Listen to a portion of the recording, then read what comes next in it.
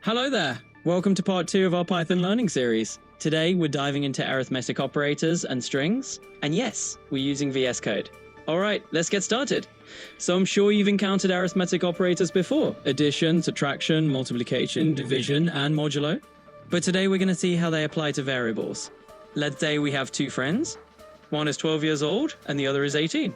We'll make variables for those ages, and then we'll play around with adding, subtracting, and multiplying them. Okay, now we have two variables, age 1 and age 2, and what we can do with these variables?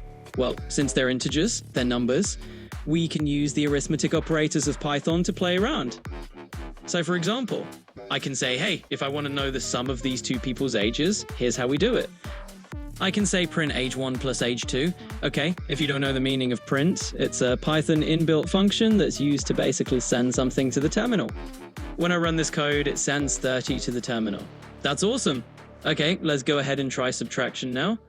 If I write age 1 minus age 2, we get 6. Fantastic, let's go ahead and try the rest. For multiplication, we're not going to use the normal x. We use the asterisk. Age 1 into age 2, that gives 216.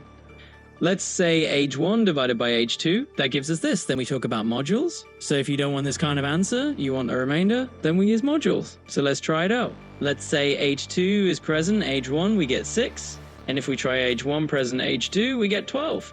So that's basically the remainder. If you divide age 1 by age 2, your remainder is 6. Okay, now we finished talking about arithmetic operators. Let's move on to strings. We've done strings before. We know what sentences are, how we create them, how to print them. There's quotation marks, the thing in that quotation marks. Okay, let's create a string. Sentence 1 equals today's a beautiful day. A very simple sentence. It could be anything you want. And let's say what we have here is sent 1. That's a string. That data type, now we know the integers, age 1 and age 2, they are numbers. Strings are in quotation marks, so let's move ahead and try operators we've learned with strings. Suppose I have a first name and a last name variable, and my goal was to add them together to get my full name. Let's go ahead and try them together in Python. So first name equals to Mike, and last name equals to Brown. Okay, you can do that same for yourself.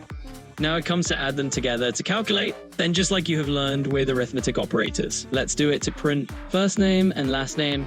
Wow, we get Mike Brown, but there's no gap. And without a gap, it looks so crude. So let's go ahead and add a small gap in between. We can do this in multiple ways, but an easy way to say it is print first name plus a space plus last name, and that gives us a gap between Mike Brown. So just like we can add integers, we can add strings in the exact same way. Now I'm pretty sure you're wondering, can you subtract one string from another? Well, no, you can't. I'm sorry, you can try, but you'll just get an error. It doesn't make sense to subtract a string from a string. However, you can multiply a string by an integer. For example, if you want to say hi 10 times, you just do hi times 10, and there you have it, 10 times hi. So imagine we've been messing around with strings in Python, and you're wondering how to pick out just one specific word from a sentence. It's kind of like a treasure hunt in text form, right? So stick with me on this one. Let's say you've got a sentence like he is playing basketball, and all you want is the word ball. You're not interested in he, you don't want playing, and you definitely don't want any extra gaps. Just that single word. What's awesome is that Python treats every character as if it has its own little address or index. That means you can zero in on just the bit you actually need. Cool, right? So let's explore that a bit further. Let's talk about how indexing actually works in programming languages. Unlike what we usually can, first is 1, second is 2. Here our indexes start at 0. So let's say A is 0, B is 1, I is 2, and on it goes. Just subtract 1 from the way you'd naturally can. If we want the first character from a string, we use index 0. That means sentence 0 get us the very first character. If we want the fifth character, we actually need index 4. So you can say sentence 4 to find it. That's how it works. Nice and simple once you get the hang of it. So all the indexes that you currently think about, you just subtract 1 from that.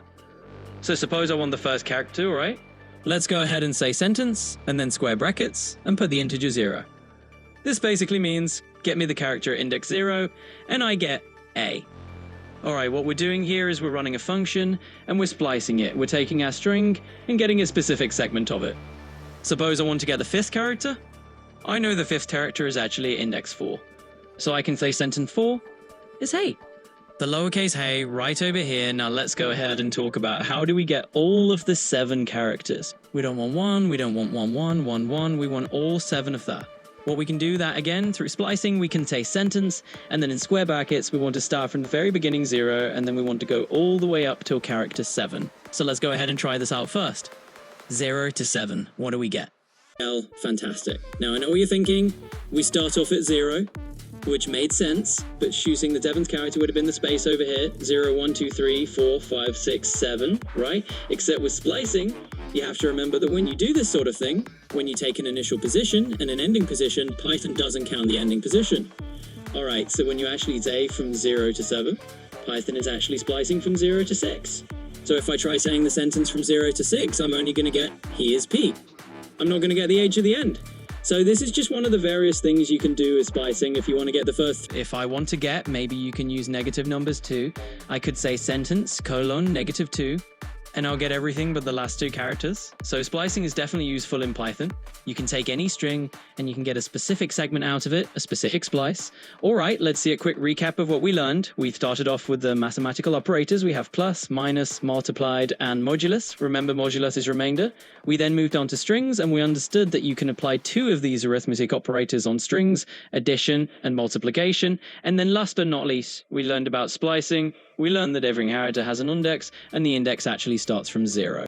So the first character is 0, second is 1, and then we learned that we can get a segment of the string, numerous characters by using a format like this: your first position, colon, your last position plus 1, because remember, Python doesn't count the last index when you put in for the slice. Alright guys, thank you so much. Don't forget to subscribe, like, and share this video, and I'll see you